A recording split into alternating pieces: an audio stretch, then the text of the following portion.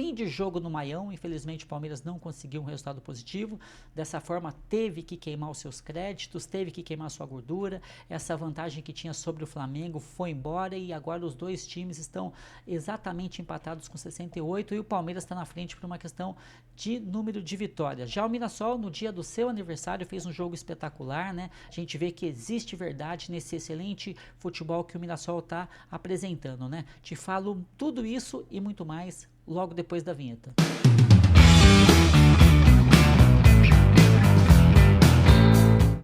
Então começo agradecendo a você que é inscrito no canal, que curte, comenta, compartilha. E você que não é inscrito ainda, peço muito que nos dê essa moral e se inscreva aqui no canal, né? Bom, então encerrou-se a 33ª rodada do Campeonato Brasileiro. Agora ele está mais empolgante do que tudo, né? Eu não queria essa empolgação toda, eu queria o Palmeiras 3 pontos na frente e tudo mais, mas infelizmente não foi o que aconteceu. E antes de falar da vitória do Mirassol sobre o Palmeiras, falar um pouco do que foi o jogo do Flamengo contra o Santos, né? Que era um jogo muito importante, a gente tinha expectativa de que o Santos conseguisse ao menos um empate lá no Maracanã, né? Mesmo a gente sabendo a distância que existe tecnicamente, né? E de estrutura também entre esses dois times, né? O Flamengo se impôs amplamente, fez 1-0 no primeiro tempo, no segundo já fez 2-0, aí já teve um pênalti, o Arrascaeta perdeu esse pênalti, na sequência o casa de aposta, né, o Bruno Henrique fez o terceiro gol, e o jogo seguia 3-0, amplamente dominado, quando o Vojvoda resolveu substituir o Neymar, né, aos 39, quase 40 minutos, e ele saiu reclamando, né? Saiu dizendo, mas você vai me tirar? Você vai me tirar? Desdenhando, né, da decisão do árbitro, como se, olha, se me tirar, acabou o Santos, né? O Santos não vai existir. E ele foi pro vestiário, e do vestiário ficou sabendo que nesse curto intervalo o Santos já tinha feito 2 gols e estava buscando um terceiro para empatar com o Flamengo, né? Então ficou claro, né, que o Neymar hoje pro Santos é um grande problema, né? O Neymar hoje está claro que ele não agrega tecnicamente, ele não agrega financeiramente, que foi uma das decisões em cima do que ele ia gerar de receita para o Santos, né? E me parece que no ambiente também, levando em conta o que a gente vê do relacionamento dele com os demais jogadores, é um clima muito tenso, né? Tudo ele reclama, tudo ele reclama. Ele, quando o Santos não está com a bola, ele não ajuda a compactar, ele não ajuda a fazer a primeira marcação. E no futebol de hoje, um jogador que não se propõe a ajudar dessa forma já complica demais o time, né? É praticamente um peso morto, ainda mais quando é o Santos, que dificilmente tem a posse da bola, né? É claro que quando a bola chega nele, ele dá toques muito inteligentes e precisos, né? Só que o Santos não fica em poder da bola por muito tempo, né? O Santos tem 30 quando joga com um time mais forte, né? Tem 30, 35%. E no resto do tempo, que o Santos não tem a bola, o Santos está com um jogador a menos, né? Então o Neymar hoje é um grande problema para o Santos, não sei como é que vai ser resolvido isso. Tá claro que para mim, hoje, infelizmente, o Neymar é um ex-atleta tentando se manter em ação, né? Bom, no que diz respeito agora aos dois líderes, né? Bom, primeiro em relação ao Mirassol, o Mirassol dá um tapa na cara, né? Em todos esses times tradicionais, né? Em especial nos times aqui de São Paulo, né? O Santos, o São Paulo, o Corinthians, né? Olha a diferença com que os jogadores, né, do Mirassol encaram seus compromissos, né? É totalmente diferente. Como que é possível São Paulo não conseguir montar um time que possa ser tão competitivo como o Mirassol? Quem está errando bastante, indiscutivelmente, é a diretoria, né? Que se recusa a fazer o trabalho certo de scouting, de pesquisar, de fazer bons negócios. O que nós temos hoje dirigindo esses clubes são pessoas, no mínimo, mal intencionadas, né? Quando não incapazes, né? Quando não profissionais que não estão na área certa, não é verdade? Então, que o Mirassol sirva de referência para esses grandes times, né? Se bem que eles já estão de tal forma contaminados, né? Ali os diretores, os conselheiros, que é complicado, né, meu? Parece que eles estão doentes, né? Eles estão comprometidos internamente, né? Então é muito complicado e o Mirassol aponta justamente nessa direção aí, né? Bom, o jogo do Palmeiras, né? O jogo começou com o Mirassol já abrindo o placar logo no primeiro minuto. Quando você toma um gol assim no primeiro minuto do jogo, muito complicado para ambos os lados, porque toda aquela estratégia que a equipe técnica montou, ela se esfarela, né? Como é que vai fazer? Tomou um gol, como é que vai ser ali a postura, né? Mas aí o Palmeiras tem muita força, conseguiu um empate num gol incrível do Vitor Roque, uma bicicleta incrível, aquela genuína bicicleta mesmo, fez 1-1. E aí o Palmeiras também levou o azar de tomar um gol no finalzinho do primeiro tempo, né?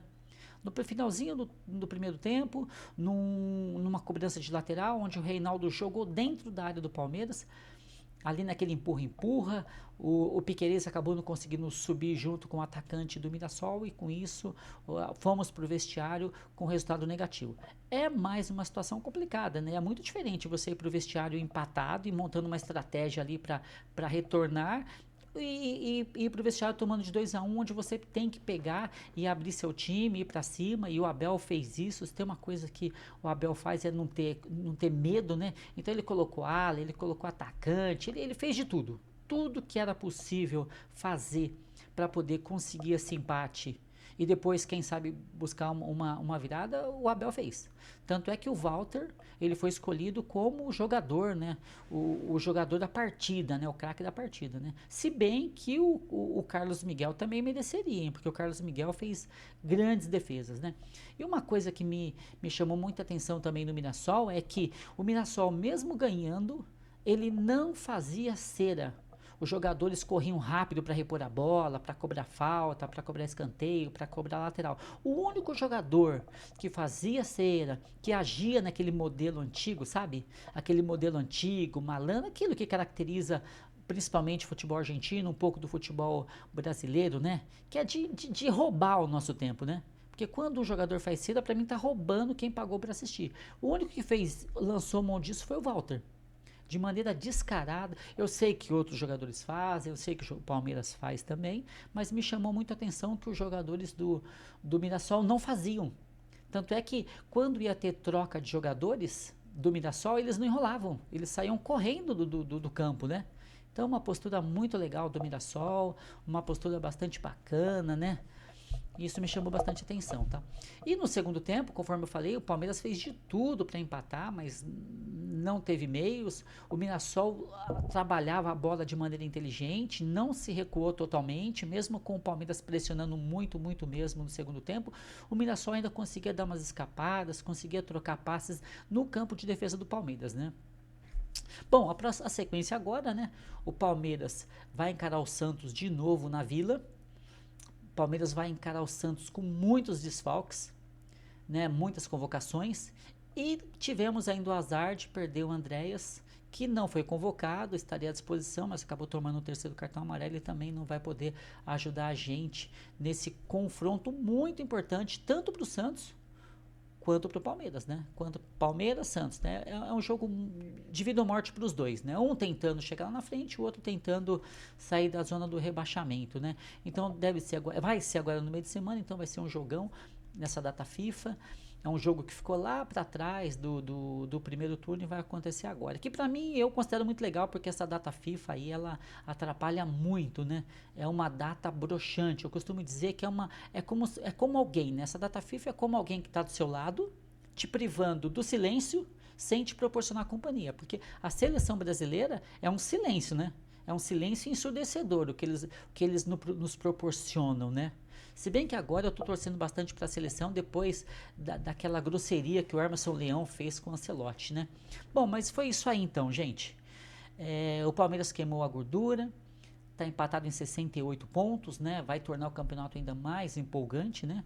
O Flamengo também tem um jogo a menos, que é contra o Sport, né? O Sport está em condições piores do que o Santos, né?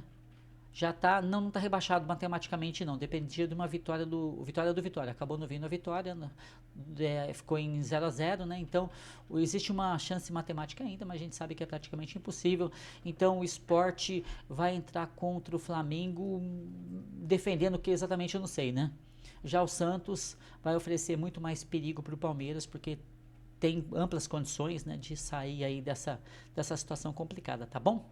Então é isso aí. Bastante triste com a derrota do Palmeiras, mas muito consciente que tudo que podia ter sido feito foi feito, né? Uma coisa é quando você perde e você fala, poxa, deixei de fazer isso, falei nisso, falei naquilo, pá.